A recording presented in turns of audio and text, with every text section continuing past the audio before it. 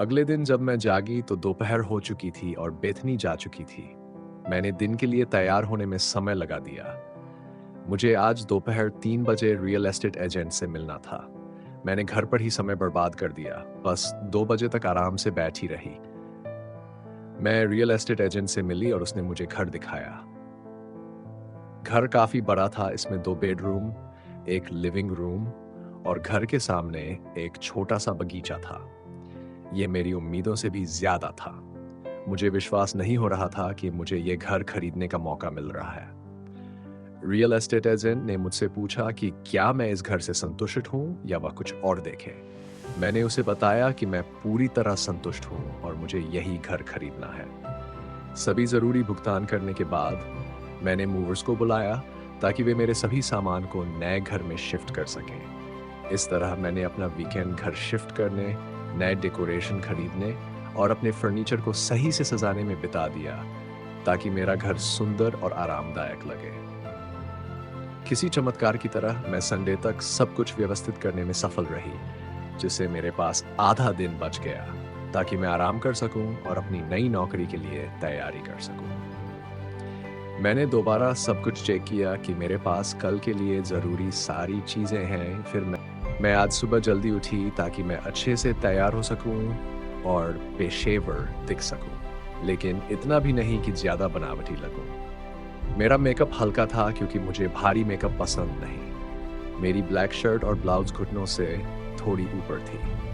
मैंने अपने कमरे के फर्श से छत तक लगे आईने में खुद को देखा और अपने लुक से संतुष्ट होकर नाश्ता करने के लिए किचन में चली गई। नाश्ता करने के बाद मैंने अपना पर्स, चाबियां और वर्क बैग उठाया और घर के मुख्य दरवाजे को लॉक करके अपनी कार में बैठ गई। जैसे जैसे मैं ऑफिस के करीब पहुंची, मेरी घबराहट बढ़ने लगी क्योंकि मैं अब एक मल्टी बिलियनियर कंपनी में काम करने जा रही थी, जिसकी स्थापना और मालिकाना हक एक अमीर व्यक्ति रिकार्डो जियोवानी के पास था। मैंने इंटरनेट पर सर्च किया था कि वह केवल 63 साल की उम्र में अपनी कंपनी को दुनिया की सबसे प्रभावशाली कंपनियों में से एक बना चुके हैं।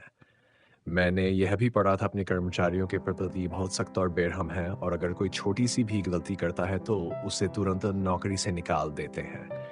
इसीलिए मुझे डर लग रहा था कि मैं अपने पहले ही दिन कोई गलती न कर दूं और नौकरी से निकाल दी जाऊं, लेकिन मैंने अब दिमाग से सारी नकारात्मक बातें निकाल दी और अच्छी छवि बनाने पर ध्यान केंद्रित किया। मैं ऑफिस समय से 5 मिनट पहले पहुंच गई। मैंने पार्किंग में अपनी कार खड़ी की, इंजन बंद किया, अपना बैग और पर्स उठाया और ऑफिस के अंदर चली गई। मैं रिसेप्शन की ओर गई और देखा कि डेस्क पर बैठी महिला तेजी से कीबोर्ड पर टाइप कर रही थी।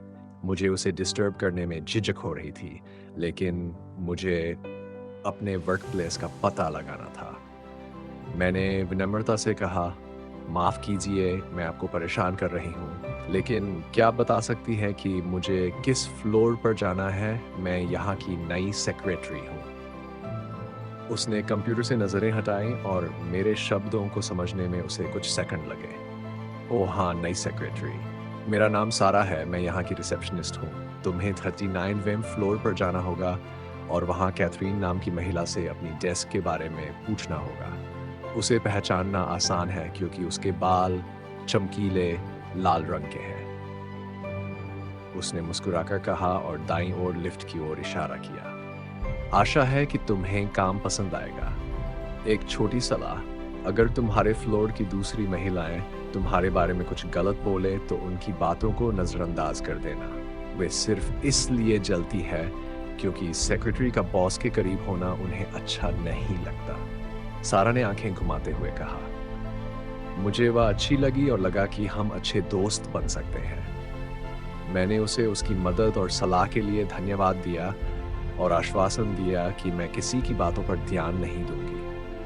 मैंने उससे विदा ली और लिफ्ट में कदम रखा, फिर 39वें फ्लोर का बटन दबाया। जब तक लिफ्ट मेरी मंजिल तक पहुंची, मैंने गहरी सांस ली ताकि अपनी घबराहट को शांत कर सकूं और चेहरे पर आत्मविश्वास से भरी मुस्कान रखी। लिफ्ट रिंग की आवाज के साथ खुली। मैंने बाहर कदम रखा और देखा कि पूरा ऑफिस कर्मचारियों से भरा हुआ था, जो इधर उधर घूम रहे थे, फोटोकॉपियां निकाल रहे थे और फाइलें व्यवस्थित कर रहे थे। ये सब देखना थोड़ा भारी लग रहा था, लेकिन मुझे एक लाल बालों वाली महिला को ढूंढना था। मैं भीड़ के बीच से होते हुए धीरे धीरे आगे बढ़ी। कई लोगों से टकराने के बाद आखिरकार मुझे कैथरीन मिल गई। जैसा कि सारा ने कहा था, वह अपने लाल बालों के कारण दूर से ही पहचान में आ रही थी। मैं जल्दी से उसके पास गई और अपना परिचय दिया।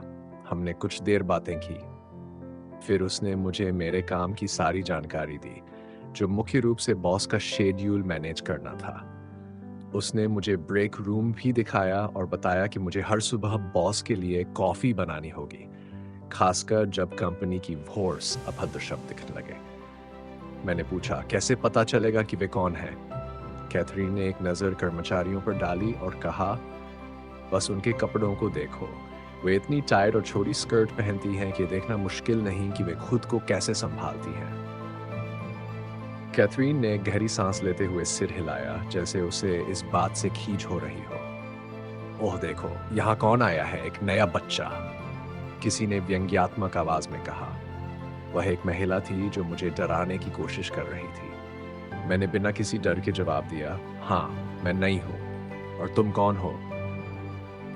मुझे ऐसे लोगों से निपटना आता था। ये सभी एक जैसे ही होते हैं, शर्मीली लड़कियों को डराने की कोशिश करने वाले। ये हाई स्कूल की बुली लड़कियों से अल नहीं थे कि मेरी बातों से वह थोड़ा पीछे हट गई। शायद उसने मेरी प्रतिक्रिया की उम्मीद नहीं थी। मैंने देखा कि बाकी सभी नए लोग उसे सम्मान देते थे, लेकिन मैं झुकने वाली नहीं थी। वह कुछ कहने ही वाली थी कि तभी अचानक एक गहरी आवाज पूरे फ्लोर पर गूंजी। यहाँ क्या हो रहा है? मैंने धीरे धीरे अपना सिर घुमाया और देखा कि कौन था। मेरा चेहरा एकदम फीका पड़ गया। वह बॉस था, जिसका चेहरा गुस्से से लाल हो रहा।